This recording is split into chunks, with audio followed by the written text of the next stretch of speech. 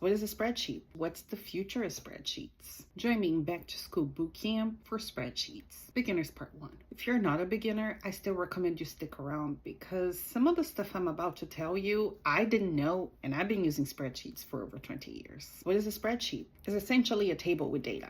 This table is organized in rows and columns, and where the row and the column meet, we have what we call a cell. We put data inside a cell. The first spreadsheet was created in 1979. Excel will only come out in 1985 and will become popular in the 90s, with Windows being pretty much everybody's computer except for Apple users. Google Sheets was only released in 2006, and the thing that drew people towards Google Sheets versus Excel is the fact that Google Sheets is cloud-based, meaning it's a lot easier to interact with a spreadsheet at the same time as other people. What's the future of spreadsheets? You might have guessed it, AI. Both Google and Excel have started integrating AI into their softwares. So that's it for our Back to School Bootcamp for Spreadsheets Beginners Part 1. If you learned something new on this part, let me know in the comment section.